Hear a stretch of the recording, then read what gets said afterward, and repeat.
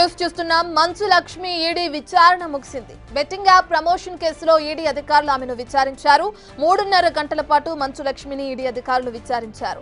5 ఏళ్ల బ్యాంక్ లావాదేవీలను ఈడీకి అందజేశారు మంచు లక్ష్మి.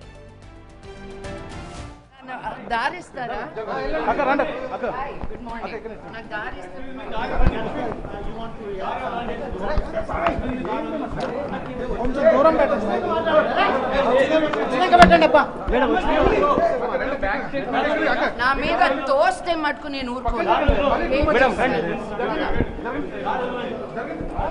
ఏంది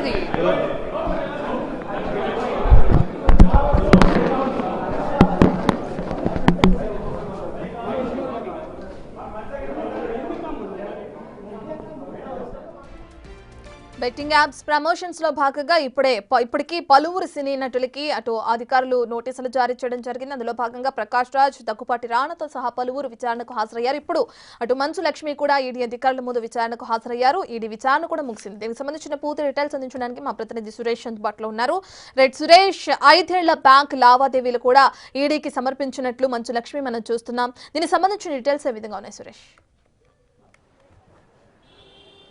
బెట్టింగ్ యాప్స్కి సంబంధించి ఈడీ దర్యాప్తు కొనసాగుతుంది. సినీ సెలబ్రిటీసు, ఇన్ఫ్లుయెన్సర్సు ఈ బెట్టింగ్ యాప్స్కి ప్రమోషన్ చేసి కోట్లాది రూపాయలు రెమ్యురేషన్గా తీసుకున్నారని చెప్పేసి ఈడీ అనుమానంతో దానికి సంబంధించి విచారణ కొనసాగుతుంది. ఇప్పటికే దగ్గుపాటి రానా, విజయ్ దేవరకొండ, ప్రకాష్ రాజ్ని విచారించింది. ఈరోజు మంచు లక్ష్మి ఉదయం ఈడీ కార్యాలయానికి వచ్చింది. దాదాపు 3.5 గంటల పాటు మంచు లక్ష్మికి సంబంధించిన స్టేట్మెంట్ రికార్డ్ చేసుకున్నారు. ఇక ఆమె బ్యాంక్ లావాదేవీలు ఏదైతే బ్యాంక్ అకౌంట్స్ సంబంధించిన డీటెయిల్స్ అన్నీ కూడా 5 సంవత్సరాలకు సంబంధించిన డీటెయిల్స్కి సంబంధించి వివరాలు కూడా తీసుకొని ఆమెను విచారించారు.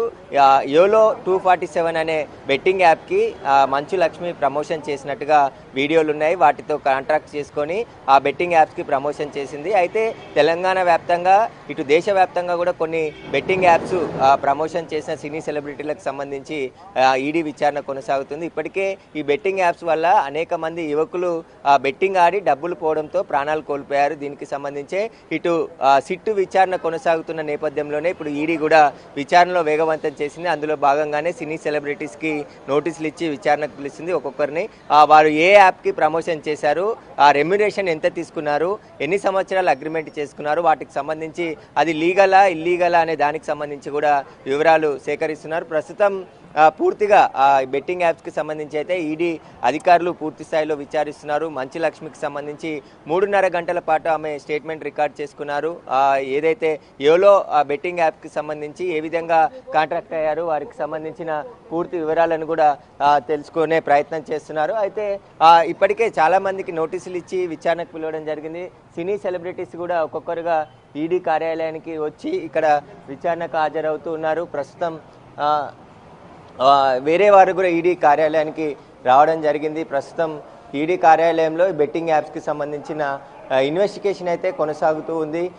ఈ ఇన్వెస్టిగేషన్లో బెట్టింగ్ యాప్స్కి సంబంధించి ప్రస్తుతం ఇన్వెస్టిగేషన్ చేస్తున్నారు. కాబట్టి ఈ సినీ సెలబ్రిటీస్ ప్రమోషన్ చేయడం వల్లే అనేక మంది ఈ బెట్టింగ్ యాప్లో డబ్బులు పెట్టి బెట్టింగ్ ఆడి ఆ తర్వాత డబ్బులు పోగొట్టుకొని ప్రాణాలు కోల్పోయిన ఘటనలు ఉన్నాయి. వాళ్ళ వల్ల అనేక మంది యువకులు ఆత్మహత్య చేసుకున్నారు. కాబట్టి దీన్ని సీరియస్గా తీసుకొని ఇన్వెస్టిగేషన్ చేయాలని చెప్పేసి కూడా చెప్తున్నారు. ప్రస్తుతం ఈ కేసులో ఈరోజు దాదాపు 3.5 గంటల పాటు మంచు లక్ష్మిని విచారించారు. ఆమె మీడియాతో కూడా మాట్లాడకుండానే వెళ్ళిపోవడం జరిగింది. ఆమెకు సంబంధించిన వివరాలు, బ్యాంక్ అకౌంట్స్కి సంబంధించిన డీటెయిల్స్ అవన్నీ కూడా ఈడీ అధికారులకు సబ్మిట్ చేసి ఆమె ప్రమోషన్ చేసిన బెట్టింగ్ యాప్స్కి సంబంధించి ఏ విధంగా బెట్టింగ్ యాప్స్ నిర్వాహకులు అప్రోచ్ అయ్యారు, ఏ విధంగా అగ్రిమెంట్ చేసుకున్నారు, ఎంత రెమ్యురేషన్ తీసుకున్నారు, వాటన్నిటికి సంబంధించిన వివరాలన్నీ కూడా తెలుసుకొని ఆమెని పంపించేయడం జరిగింది. మళ్ళీ విచారణకు పిలిస్తే రావాలని చెప్పేసి చెప్పినట్టు తెలుస్తుంది. సురేష్, ఇప్పటికే మీరు చెప్పినట్లుగానే 3.5 గంటల సేపు కూడా ఆమెను విచారణ చేసినట్లు ఈడీ అధికారులు మనం చూస్తున్నాం. దీని తర్వాత తదుపరి విచారణకు సంబంధించిన డీటెయిల్స్ ఏ విధంగా ఉన్నాయి? అంటే ఇప్పటికీ 4గురికి మాత్రమే నోటీసులు ఇచ్చారు. ఆ 4గురు సెలబ్రిటీస్ కూడా విచారణకు హాజరయ్యారు. వారికి సంబంధించిన వివరాలు వెల్లడించడం జరిగింది. ఆ బెట్టింగ్ యాప్స్ లీగలే కావడంతో మేము ప్రమోషన్ చేశామని చెప్పేసి కూడా వాళ్ళు చెప్తున్నారు. ఎక్కడ కూడా అవి నిషేధిత జాబితాలో లేవు.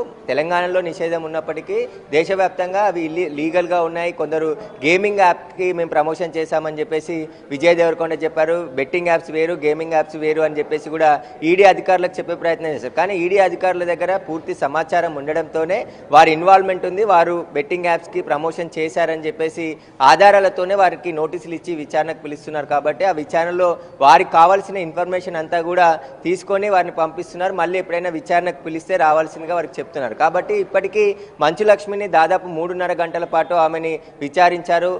యోలో బెట్టింగ్ యాప్కి సంబంధించి అనేక వీడియోలు ప్రమోషన్ చేసింది కాబట్టి ఆ యోలో యాప్ నుంచి అనేక రూపంలో ఆమె రెమ్యునరేషన్ క్యాష్ రూపంలో తీసుకుందా లేకుంటే బ్యాంక్ అకౌంట్స్ రూపంలోనే తీసుకున్నారా, వాటికి సంబంధించిన వివరాలు కూడా తీసుకున్నారు. ఎందుకంటే వేల కోట్ల రూపాయల ట్రాన్సాక్షన్ బెట్టింగ్ యాప్స్కి సంబంధించి దేశవ్యాప్తంగా జరుగుతుంది.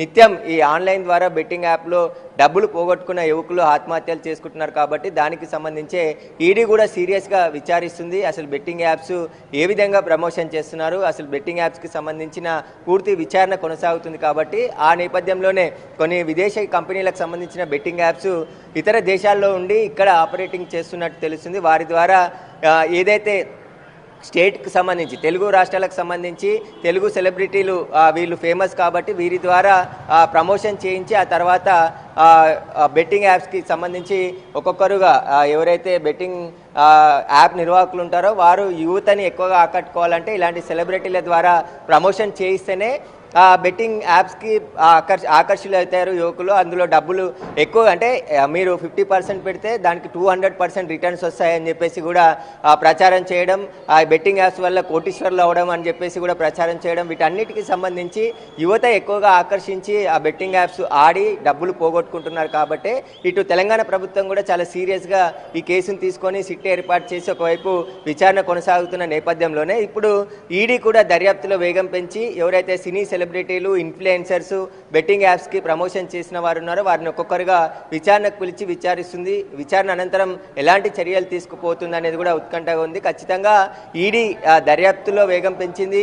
బెట్టింగ్ యాప్స్ విదేశీ కంపెనీల ద్వారా మానిటరింగ్ చేస్తున్నారు. విదేశాల నుంచి ఇటు దుబాయ్, చైనా అనేక దేశాలకు సంబంధించిన బెట్టింగ్ యాప్స్ ఇండియాలో ఆన్లైన్ ద్వారా బెట్టింగ్ ఆడిపించి డబ్బులు కొల్లగొట్టేస్తున్నారు. కాబట్టి వీటికి సంబంధించే విచారణ కొనసాగుతుంది. ప్రస్తుతం మంచు లక్ష్మికి సంబంధించి విచారణ మాత్రం ఈరోజు 3.5 గంటల పాటు ఆమె స్టేట్మెంట్ రికార్డ్ చేసుకోవడం జరిగింది.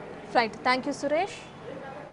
రైట్, ఇక మనం చూస్తున్నాం ఇప్పటికే అటు బెట్టింగ్ యాప్స్ ప్రమోషన్స్ లో భాగంగా మంచు లక్ష్మి ఈడీ విచారణకు హాజరయ్యారు. విచారణ కూడా ముగిసింది. 3.5 గంటల సేపు ఆమెను విచారణ చేసి స్టేట్మెంట్ ని రికార్డ్ చేశారు అధికారులు.